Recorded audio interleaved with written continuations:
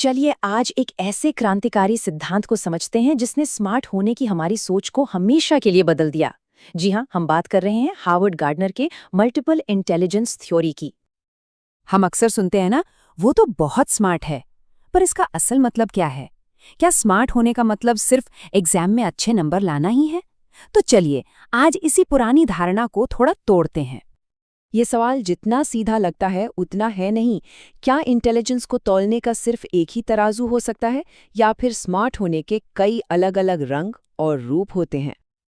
देखिए, काफी लंबे समय तक यही माना जाता रहा कि इंटेलिजेंस एक अकेली चीज है जिसे आप आईक्यू टेस्ट जैसे पैमानों से नाप सकते हैं।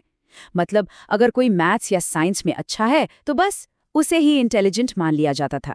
लेकिन ये तो कहानी का सिर्फ एक छोटा सा हिस्सा है। और यहीं पर एंट्री होती है हार्वर्ड गार्डनर के इस सिद्धांत की, जो हमें इंटेलिजेंस को देखने का एक बिल्कुल नया चश्मा देता है। तो बात है 1983 की। हार्वर्ड गार्डनर ने एक आइडिया पेश किया जो उस वक्त के लिए बहुत ही नया था।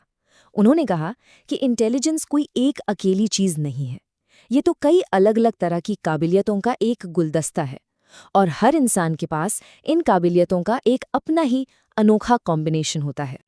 तो सबसे जरूरी बात यही है, गार्डनर के मुताबिक बुद्धि का कोई एक रूप नहीं होता, बल्कि इसके कई पहलू हैं, कई चेहरे हैं। और इस एक विचार ने, आप यकीन मानिए, एजुकेशन और साइकोलॉजी की दुनिया में तहलका मचा दिया था। तो अगर इंटेलिजेंस सिर्फ एक नहीं है तो फिर कितनी तरह की है? गार्डनर ने शुरू में इसके 7 बेसिक टाइप्स बताए थे। चलिए एक एक करके इन्हें जानते हैं। जी हाँ, 7। गार्डनर ने शुरुआत में इंटेलिजेंस के 7 अलग अलग प्रकारों की पहचान की, यानी स्मार्ट होने के 7 अलग अलग रास्ते। तो ये हैं वो 7 मूल बुद्धियां: भाषाई, तार्किक, गणितीय, स्थानिक, शरीरगतिक, संगीत, वैयक्तिक, आत्म और वैयक्तिक अन्य। नाम थोड़े मुश्किल लग सकते हैं पर हैं बहुत दिलचस्प। आइए अब इनको थोड़ा आसान भाषा में समझते हैं। तो सबसे पहले वो 2 जिन्हें हमारे स्कूल कॉलेज में सबसे ज्यादा इंपॉर्टेंस मिलती है। एक है भाषाई बुद्धि, मतलब शब्दों का जादूगर होना। लेखक, वकील, पत्रकार, इन सब में ये कमाल की होती है। और दूसरी तरफ है तार्किक गणितीय बुद्धि, यानी लॉजिक, पैटर्न और नंबरों से खेलने की कला, जैसा कि साइंटिस्ट और इंजीनियर्स करते हैं। अब बात करते हैं कुछ ऐसी इंटेलिजेंस की जिन्हें अक्सर नजरअंदाज कर दिया जाता है। पहली है स्थानिक बुद्धि, मतलब चीजों को 3D में सोचने और समझने की ताकत, जो एक आर्किटेक्ट या पेंटर में होती है।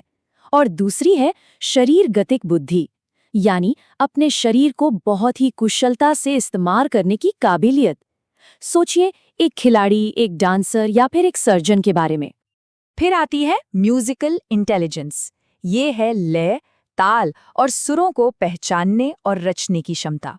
जो लोग आसानी से कोई धुन बना लेते हैं या गा लेते हैं, वो इसी बुद्धि का इस्तेमाल कर रहे होते हैं। अच्छा, ये वाली बुद्धि बहुत गहरी है। इसका मतलब है खुद को बहुत अच्छे से समझना, अपनी भावनाओं को, अपनी कमजोरियों को और अपनी ताकत को जानना। जो लोग सेल्फ अवेयर होते हैं वो अपनी जिंदगी को बेहतर दिशा दे पाते हैं। और 7वीं है वैयक्तिक अन्य बुद्धि। सीधे शब्दों में कहें तो दूसरों को समझने की कला। जिन लोगों में ये इंटेलिजेंस ज्यादा होती है, वो बड़ी आसानी से दूसरों के मूड, उनकी भावनाओं और ज़रूरतों को समझ लेते हैं। अच्छे टीचर्स, लीडर्स और काउंसलर्स में ये गुण जरूर होता है। लेकिन रुकिए, कहानी अभी खत्म नहीं हुई है। समय के साथ गार्डनर का ये सिद्धांत और भी बड़ा और बेहतर होता गया। तो देखिए, गार्डनर के ओरिजिनल सिद्धांत में बाद में और भी आइडियाज जोड़े गए। हमारी सोर्स के हिसाब से 2009 तक इस लिस्ट में 2 और तरह की इंटेलिजेंस को शामिल कर लिया गया था, जिससे इनकी कुल संख्या हो गई 9। ये 2 नई बुद्धियां कौन सी थी? पहली प्रकृतिवादी बुद्धि, यानी नेचर और उसके पैटर्न को समझने की क्षमता, जो किसानों या जीव वैज्ञानिकों में होती है। और दूसरी थी अस्तित्वात्मक बुद्धि, यानी जिंदगी, मौत और हमारे होने के मतलब जैसे गहरे सवालों पर सोचने समझने की क्षमता। तो अब हमारे पास कुल 9 तरह की इंटेलिजेंस है। पर सवाल यह है कि हमारी असल जिंदगी में इसका क्या काम? ये थ्योरी हमारे लिए इतनी जरूरी क्यों है? देखिए, इसकी सबसे बड़ी खूबी ये है कि ये सिद्धांत हमें सिखाता है कि स्मार्ट होने का कोई एक तरीका नहीं होता। ये हमें किताबी ज्ञान से आगे बढ़कर हर इंसान के अंदर छिपे हुए खास टैलेंट को पहचानने और उसकी इज्जत करने के लिए कहता है। इसका असर बहुत गहरा है, खास तौर पे एजुकेशन में। ये टीचर्स को ये समझने में मदद करता है कि हर बच्चा अलग है और उसे सिखाने के तरीके भी अलग होने चाहिए। यही नहीं, ये हमें सही करियर चुनने और अपनी खुद की ताकत को पहचानने में भी मदद करता है, जिससे हमारा सेल्फ कॉन्फिडेंस बढ़ता है। और एक बात समझना बहुत जरूरी है, ऐसा नहीं है कि किसी एक इंसान में सिर्फ एक ही तरह की बुद्धि होती है। असल में हम सब में इन 9 की 9 बुद्धियों का एक यूनिक मिक्स होता है। किसी का म्यूजिक वाला हिस्सा ज्यादा मजबूत होता है तो किसी का लोगों को समझने वाला।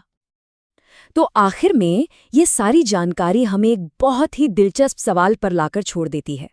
इन 9 तरह के इंटेलिजेंस में से कौन सी आपकी सबसे बड़ी ताकत है? अपनी काबिलियत को इस नए नजरिए से देखने की कोशिश कीजिए। क्या पता कोई नया दरवाजा ही खुल जाए।